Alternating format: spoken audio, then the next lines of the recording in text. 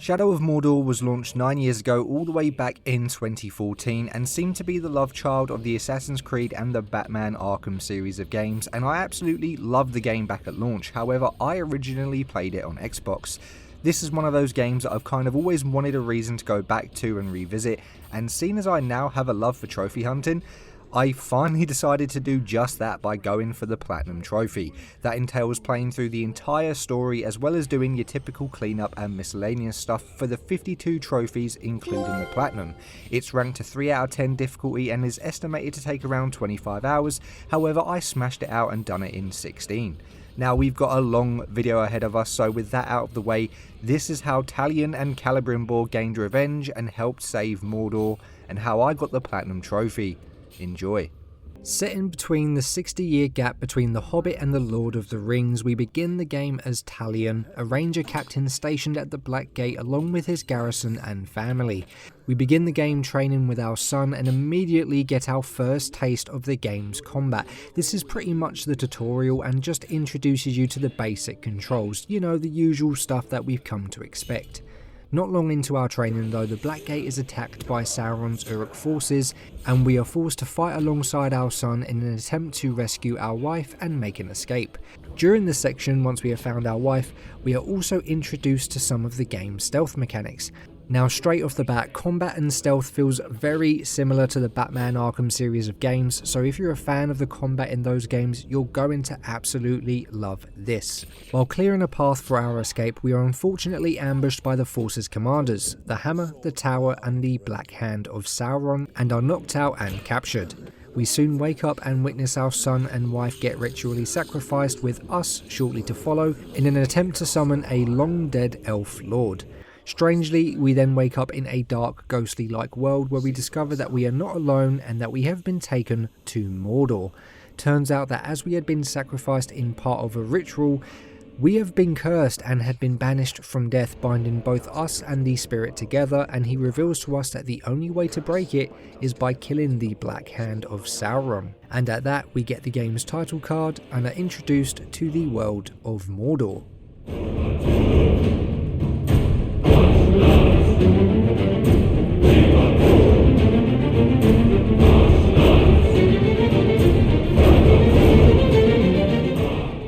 And funnily enough, straight after are introduced to essentially our first collectible of the game, and those are the Forge Towers, essentially Shadow of Mordor's equivalent to Assassin's Creed viewpoints, and would need all of them for a trophy later on. We then jump off the tower in spectacular fashion, might I add, and get given a spectral-like bow that we can use to practice on the Uruk conveniently placed in front of us. After dealing with the Uruk, a straggler manages to get the drop on us when it is revealed that thanks to our curse we have the ability to interrogate and force Uruk to tell us any information we want to know.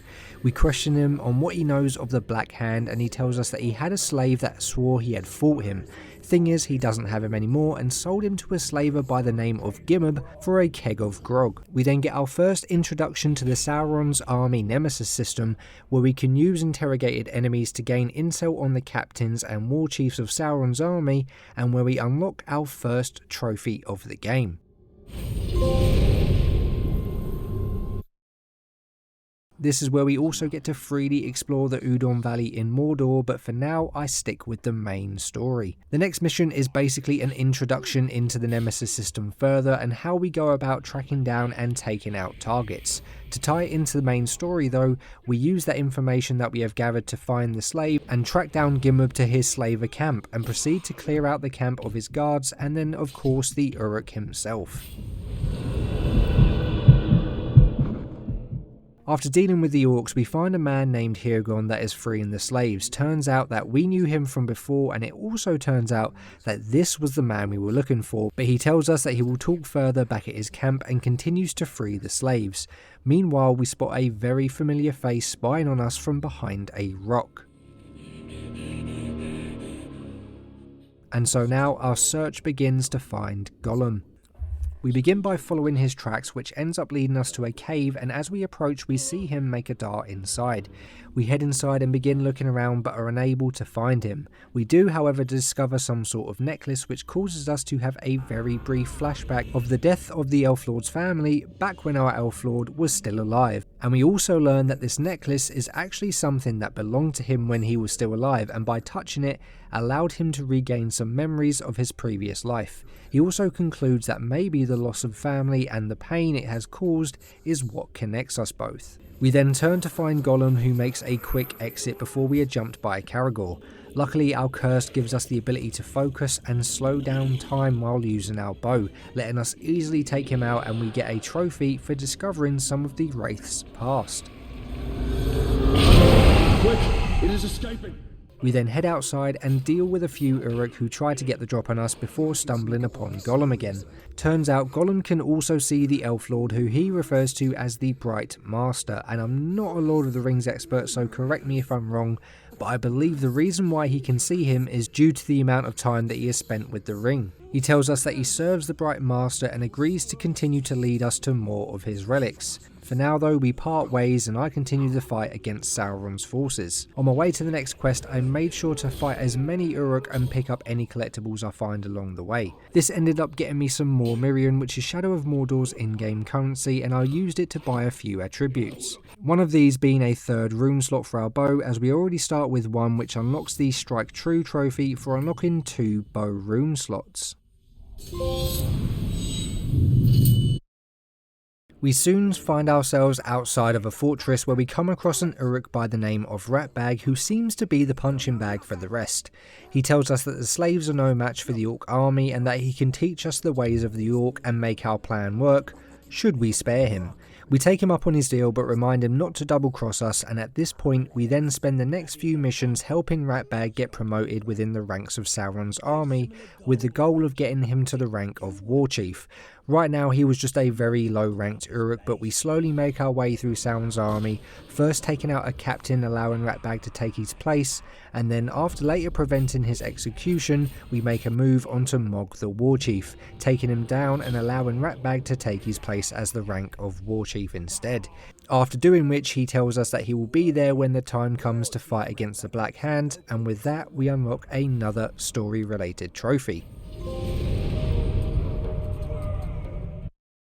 Now I will mention that you've probably noticed I'm brushing past a lot of the gameplay, and that's because most of the story happens in the cutscenes. Gameplay wise we are pretty much doing the same thing on nearly every quest, just going somewhere and killing a bunch of Uruk, oftentimes a captain or a war chief, so anything that is really important regarding the story, don't worry, I'm telling you, it's just a lot of the gameplay can be brushed over. Now this isn't a bad thing, the combat is quite enjoyable as I love killing orcs. The nemesis system just elevates it more with the fact that if you don't kill an Uruk, say he ran away or vice versa, or maybe he killed you, be it low or high ranked, he will remember, and if you run into him again, which is very likely at some point you will, then he will reference what had happened to you before, and sometimes even trained up a little bit more to be that little bit more deadly. And after a little bit more Uruk slaying and intel gathering, I decided to carry on with the main story and met up with Hirgon and the rest of the outcasts at their camp.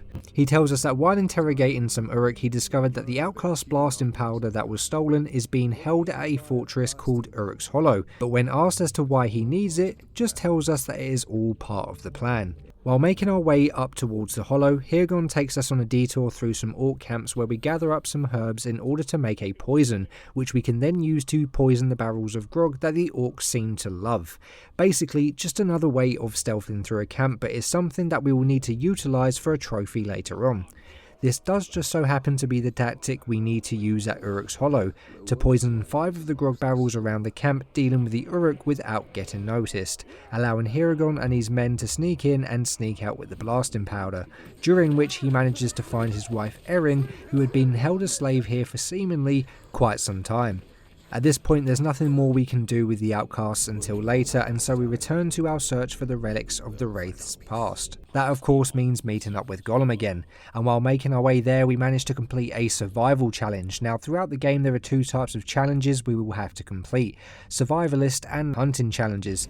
They are exactly what they sound like, so I'm sure I don't need to explain how to progress through these. Just know that there are 10 challenges for each and we will get a trophy for completing all of them. For now though, I collected the last plant needed for my first challenge and unlock a trophy.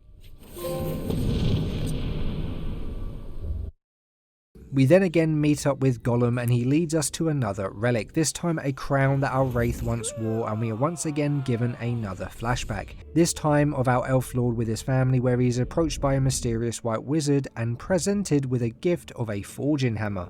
At this point however we are then awoken by Gollum trying to steal the crown off of us, but he then tells us to meet him at the ancient tower, and we are then ambushed by a group of ghouls. Now although these guys are extremely easy to kill, they are still a force to be reckoned with, as the insane number of them that surround you almost always means you're going to take damage if you don't run. We just about do it ourselves, and with that decide to quickly leave the area before more show up. Of course, while making my way to Gollum, I made sure to do everything I come across, resulting in enough Miriam to get some more upgrades, and I end up unlocking the Cold Light trophy for unlocking our third rune slot for our sword. We eventually make it to Gollum and he tells us that the next treasure is located in a cave, which wouldn't be an issue if it wasn't the home of a very angry Graug. Thankfully there's some meat hanging up not too far from here, and we shoot it down to lure some Caragor and the Graug over to it. We head inside the cave and eventually come across the relic, and again are given another flashback. In this flashback it's revealed to us that the Wraith attached to us was the Elf Lord Celebrimbor, greatest smith of the Second Age and the one who created the Rings of Power for Sauron, indicating that the White Wizard is in fact Sauron. After that, using a new power we have just gained, we make our escape from the cave. We then get the To Rule Them All trophy for witnessing the creation of the Rings of Power.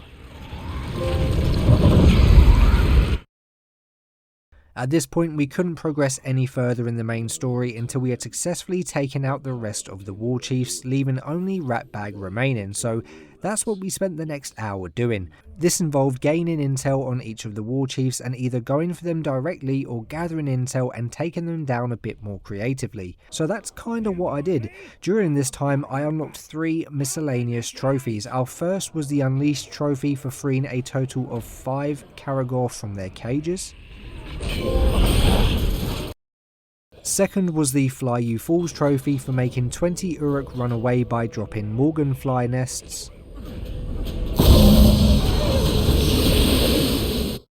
And our third trophy was actually linked to the Sauron's army nemesis system. So after gaining some intel on the war chiefs, we were able to see numerous bits of information about them, one of these being their total number of bodyguards. Our goal here was to then gain intel on those guards and to then take them out, leaving the war chief vulnerable, making it easier for us to cut them down. Using this tactic to take out 2 different war chiefs nets us the Divide and Conquer trophy.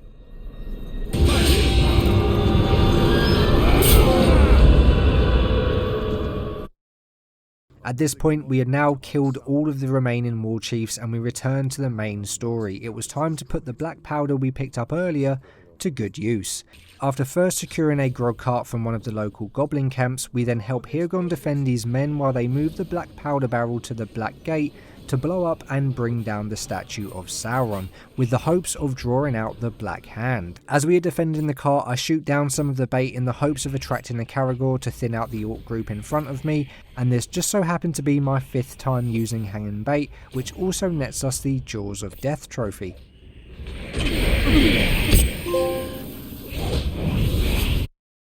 Eventually we give the final push needed to get the barrel into place, and a few moments later the statue comes crumbling down. And after having a little bit of a chat with Hirgon, we unlock another story related trophy.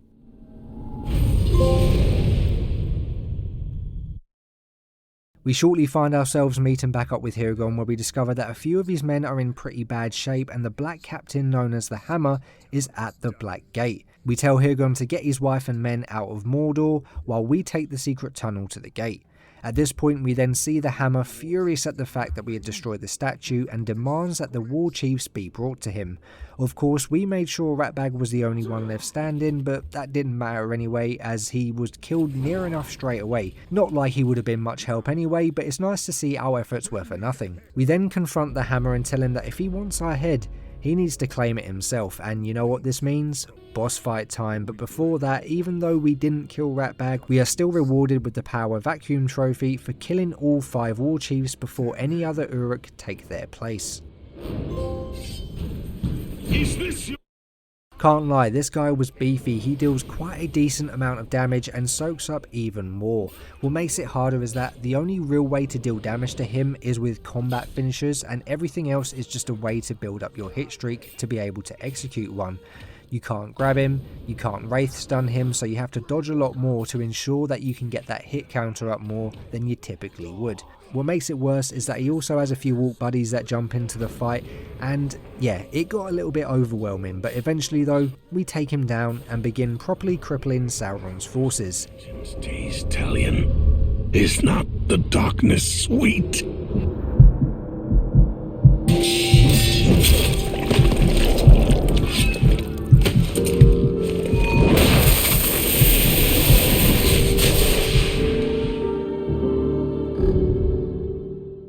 Celebrimbor wasn't too happy with our decision to kill him and not gain any information, but we swiftly remind him that him and his buddies murdered our wife and son.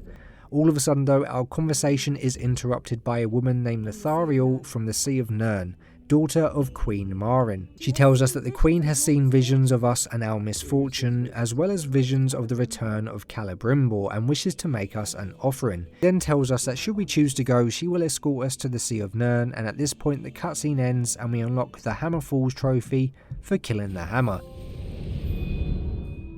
At this point we take Lithariel up on her offer and we both make our way to Nirn.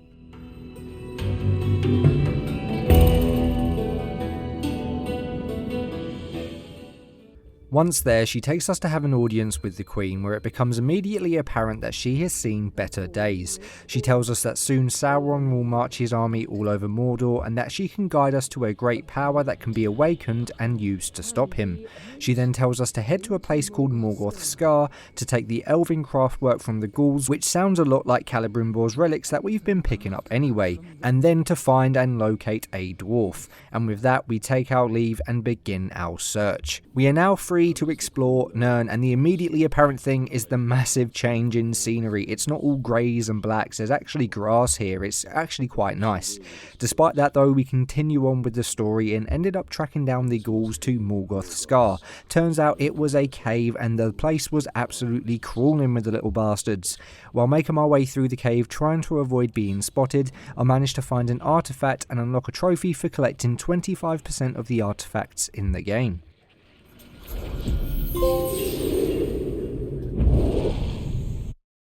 A short while later we reached the end of the cave and another relic. This time it was the smithing hammer that was given to Celebrimbor by Sauron. We again have another flashback where we learn that Sauron had betrayed Celebrimbor's trust and that his towers were like beacons and he was preparing to bring ruin to Middle Earth. At this point we awaken to find ourselves being ambushed by a bunch of ghouls, as well as a beefier boy known as a ghoul matron. You know this one is stronger because it has its own health bar. We do however take it down and make our escape from the cave, during which we are saved by a dwarf, which we assume is the dwarf that the Queen told us about. He tells us that he was actually coming here to get the artifact for himself, but lets us keep it and insists we become his new hunting partner. Of course we've got a Middle Earth to save and no time to hunt. He does then tell us however that hunting with him will lead us to the chisel that belonged to the hammer that we just picked up, which all of a sudden makes hunting sound a little bit more interesting. Before we take him up on his offer though, I thought it was best to get back to the Queen as there was no telling as to when she was going to pop her clogs. We head back and she confirms that the curse that we have can be broken by destroying the Black Hand and reclaiming Mordor. We are however just one man and don't have an army that we can call to our aid. She tells us that we will create our own army of orcs and we ask her how to do this. She then tells us that the answer we seek is at a nearby fortress, however won't be there for much longer, and so with that we quickly make our way over there. Once there we see a group of the Queen's men about to be executed, and of course we have to save them. At this point we are given access to a new power, and that is the ability to brand Uruk, turning them into our followers. We use this to brand the archers surrounding the fortress, and once they were under our command, ambush the remaining Uruk on the ground. We clear them out and save the Queen's men and ask them to hand us the artifact that the Queen asked them to acquire. Of course, once it's in our possession, it was flashback time. This time we see Celebrimbor protecting his family from the incoming Orc army. All of a sudden though, Sauron makes an appearance and Celebrimbor along with his family are taken captive. We eventually make our way back to the Queen, and she tells us that if we brand and command a war chief, then we will also be able to command his army of Uruk, and that she will tell us where to lead this army should we bring it back to her. Now there's not really much to say about the rest of this mission. All it really consisted of was branding a captain of Sauron's army, and we use him to aid us in taking out his war chief leader, allowing him to take his place. Realistically, something that we had already done with Ratbag. Doing so though marks the beginning of the army we were aiming to build. We then head back to the Queen, where we discover that her affliction is actually being under Saruman's dark influence, as all of a sudden she attempts to suck Celebrimbor out of our body, leaving us for dead. Thankfully, Lithariel comes in just in time and breaks the staff, returning Celebrimbor back to us, and at the same time breaking the spell that the Queen was under. She tells us that she went to Saruman for help when he worked his magic and forced her to lure Talion to Nirn, and apologises to us. She then tells us what she has seen in her visions, and that we can find the Black Hand across the Sea of Nirn. However, his forces are strong and will still require that Orc army, and with that we take our leave, allowing the Queen to get some rest and also unlocking another story related trophy. Even though the curse had been lifted, she was still very ill and required an elixir to cure her illness, at least for the time being. This leads to us helping Lithariel and some of her men retrieve it from one of the Uruk encampments.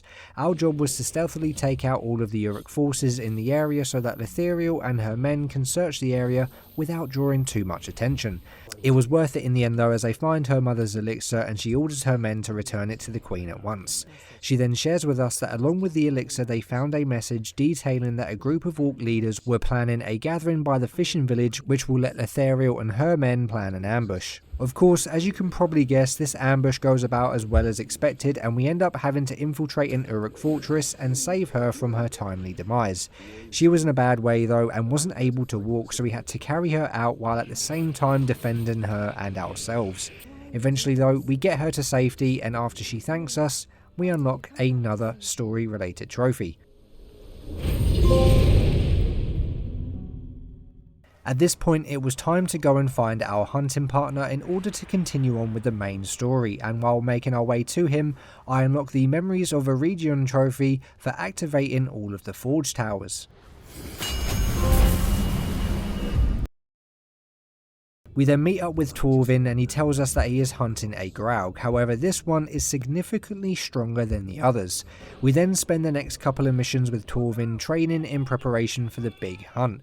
During this time we hunt down and learn to ride Caragor, as well as discover that we can also mount and ride a Grog using our powers. And during these missions I also spent some Miriam that I earned on some upgrades, which also unlocked the Paid in Blood trophy for unlocking the 4th dagger rune slot. Anyway, it wasn't long before the hunt was upon us, and with that we grabbed our Caragors and made our way over to the Graug's cave, but the Graug was nowhere to be seen. It's also revealed to us that this Graug in particular killed Torvin's brother, and this is confirmed as he ends up finding his brother's axe. And we also find the chisel that belonged to the hammer. Again, we get a flashback which reveals more of Celebrimbor's story, and in this one we discover that Sauron uses his power to control Celebrimbor and gets him to forge the One Ring.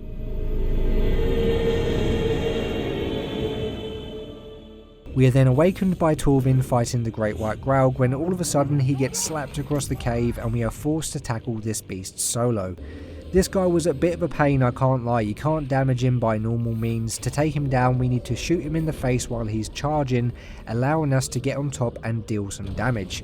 We of course have to do this multiple times to bring him down, during which there are multiple phases where ghouls will just end up appearing and he'll eat them, allowing him to regain some health. Still though, we take him down, saving Torvin and bringing an end to his hunt. He tells us that he will return home, and with that our partnership was over, unlocking us another story related trophy. At this point we couldn't continue any further through the main story without branding all 5 of the war chiefs, so I decided that while doing that I would also attempt to knock out a few of the miscellaneous trophies linked to Sauron's army. The first trophy was the Spirit of Mordor trophy, which I unlocked by commanding an already branded war chief to attack another, causing a riot to break out amongst the forces. The next trophy I unlocked was the A New Master trophy for branding a captain while in combat.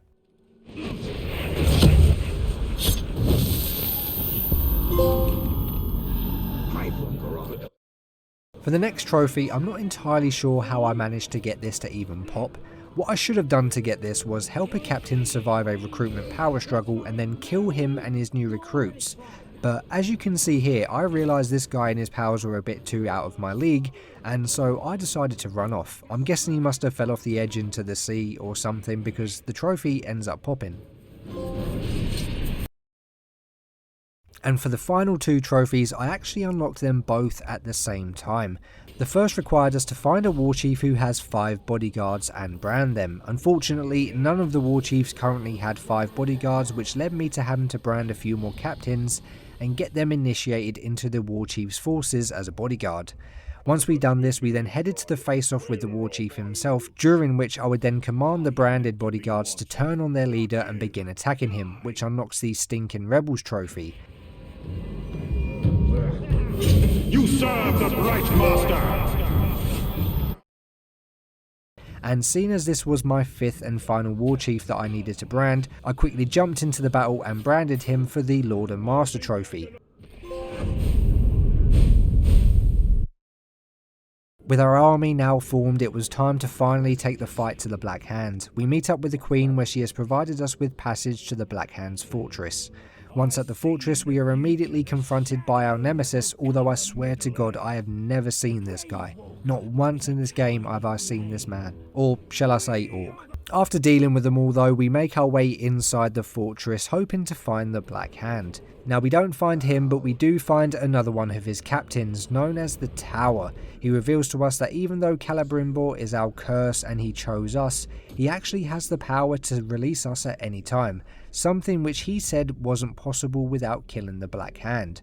Knowing the Tower was just trying to get under our skin, we shrug off what he says and get ready for a boss fight.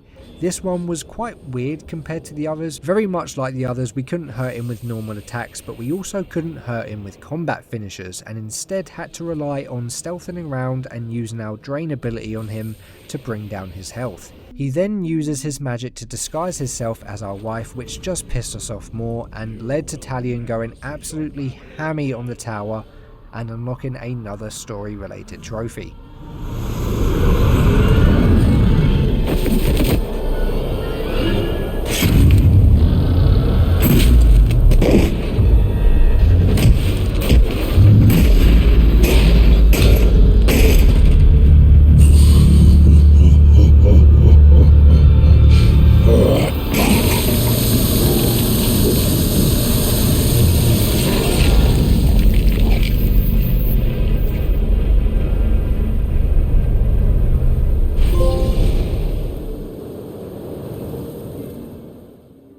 After taking down the Tower, we confront Celebrimbor on him deceiving us, and he reveals to us that although he can in fact leave us whenever he chooses, there is only one way to fully close the circle, and that is to eliminate the Black Hand. At this point we return to the Sea of Nirn and discover that the Black Hand has recently passed through here, and he had seemingly brought an end to the Queen, her daughter and their people. While in the Queen's home, we come across Gollum, who proceeds to hand us another one of Celebrimbor's relics. You know what this means? It's flashback time, and this time we learn that after forging the One Ring of Power for Sauron, Celebrimbor tricks him and takes the ring for himself. We then wake up to find Gollum attempting to cave our head in with a rock, and we quickly tell him to get lost. With that though, the Black Hand already knew we was on our way, so we proceed to take our army and lead the final assault on the Black Gate.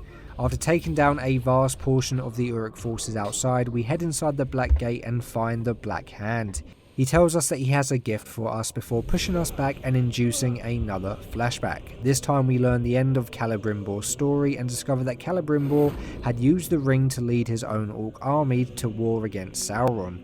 At first it seemed like Sauron's reign was about to come to an end, however just as Celebrimbor was about to deal the final blow, the One Ring betrays him and jumps onto the finger of Sauron, giving him incredible power and allowing him to bring an end to Celebrimbor's assault, and we then see Celebrimbor and his family brutally murdered by Sauron with the same hammer that was gifted to him.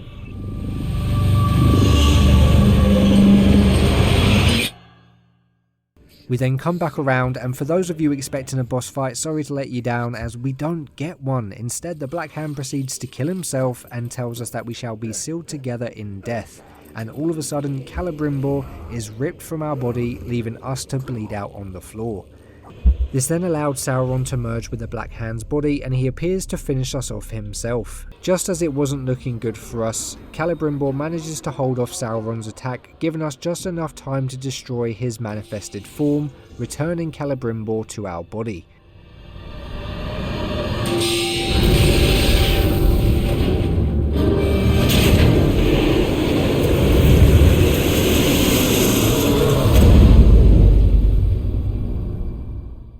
With the Black Hand now dead, Celebrimbor wishes for him and Talion to pass over to be reunited with their families. Although Talion convinces him to stay, asking if he could go on for eternity, knowing that they had the chance to stop Sauron and did nothing. It's then at this point that we gaze upon Mount Doom and declare that it's time for a new Ring of Power to be forged, and with that, the story ends and we unlock our final story related trophy. The time has come for a new ring.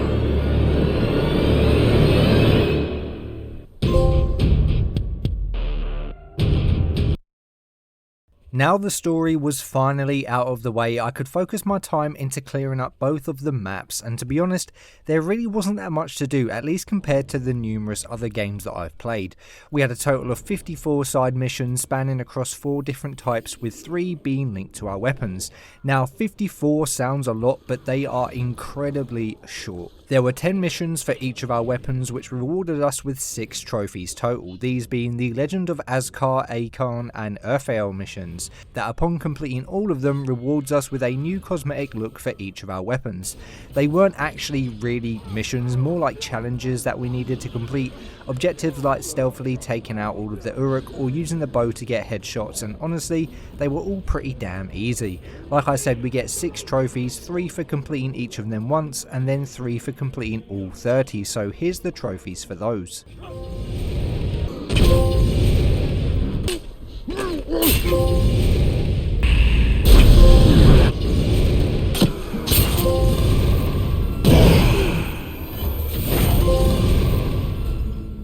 The other 24 side missions were all related to the Outcasts and consisted of us pretty much just saving slaves. Again, something very straightforward and very easy, and similar to the weapons, we get a trophy for completing one and all of the missions.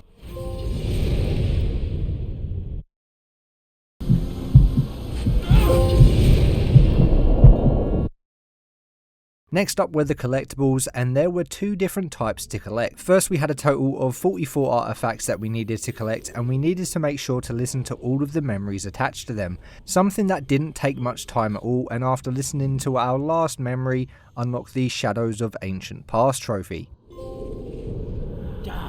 They got the whole. Our second type of collectible was very similar to the artifacts, except this time they were something called Ithildin, glowing symbols that can only be read in Wraith mode, and there were a total of 33 to find and read, which doing so reveals more of Celebrimbor's backstory, and we also get 2 trophies linked to them, one for collecting 50% of all of the Ithildin, and then another trophy for collecting all of them. And finally, in terms of cleanup, were the challenges that I'd mentioned earlier on in the video. Now, I didn't actually unlock these 2 trophies until near the end of the game, but seeing as they are more cleanup related trophies, I thought I'd mention them now. Obviously we had 10 sets of challenges for both survivalist and hunting challenges, and for the most part were pretty damn easy, with the only challenges giving me any kind of major difficulty were the ones that required us to find special variants of animals, like the horned grouse for example. Completing these challenges though unlock us a total of 3 more trophies: the Ranger of Ithalian trophy for completing all survivalist challenges,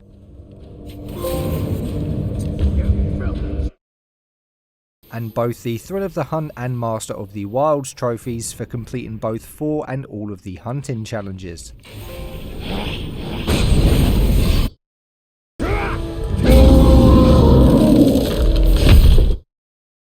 Finally, all that's left to talk about are the combat and Sauron's army related trophies, a lot of which I actually earned while doing cleanup. The first trophy we unlocked was for using our bow to detonate fires, burning a total of 50 Uruks for the And It Burns Burns Burns trophy. The second was the Black Celebration trophy for infiltrating an Orc captain's feast and using herbs to poison the grog.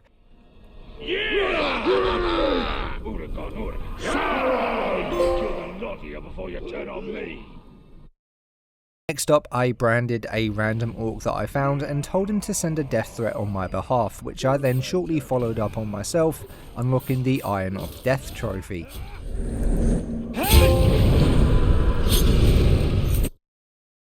Now for the next trophy, this is something that I'm convinced I had done multiple times throughout the story, however only just now unlocked it. I needed to use the intel I'd gained on one of the war chiefs to find out what his fears are. Usually these are something like being scared of growls or caragors, which just so happened to be what Gorfell the Hide Skinner was scared of. Also, just while I'm here, please make this make sense. How the hell is a Caragor keeper scared of his own Caragor? Like, I'm honestly really curious. This baffled me. I'm not complaining though, as killing him while riding the Caragor unlocks the Agrau's Heel trophy. The next trophy is an off one. This used to be an online related trophy that you could only obtain by avenging another player and killing the Orc that killed him. Thankfully they updated this trophy once they took the online down, and now all I needed to do to get the trophy was find an Orc and let him kill me before tracking him down and getting my revenge, and upon doing so unlocks the Repaid in Blood trophy.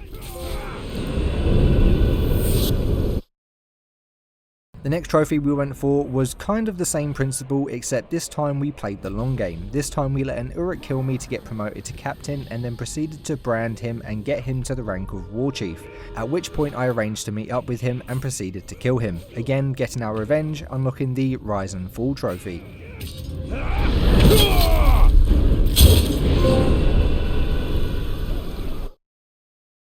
I then unlocked the Height of Despair trophy by luring some Uruk over to a forge tower and then climbing over 60 feet to the top before leaping off and killing an Orc down below.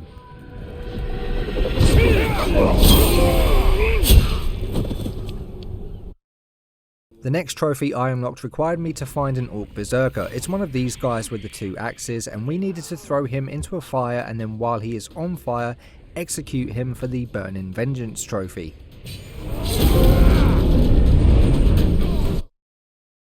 We then found and dominated a Caragor and proceeded to ride him around the map with the goal of finding and liberating 30 slaves from their slave masters. It did take a couple of tries as you were relying on the game randomly spawning the slaves in, but I found the best place to get this done is in Nirn while it is daytime, or in my case, extremely foggy. This brings us to the final trophy we needed to unlock, and this was the A Mighty Doom trophy. To get this trophy we needed to acquire a level 25 rune, but to get a level 25 rune there is a number of different requirements in order to get them to drop. We first needed a level 20 war chief, which will mean a minimum drop of 22.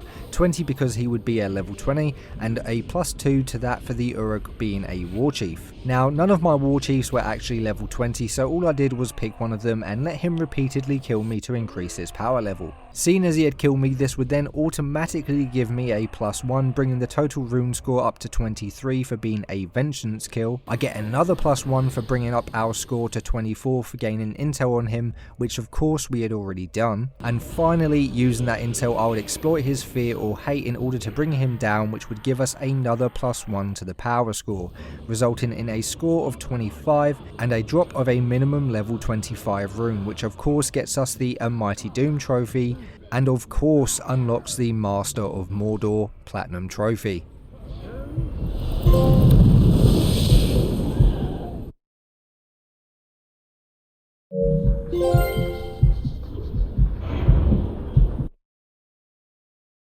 So guys, with that being the Platinum trophy, this brings us to the end of the video. So after finally coming back to the game after 9 years, here's my thoughts on the game and its Platinum trophy.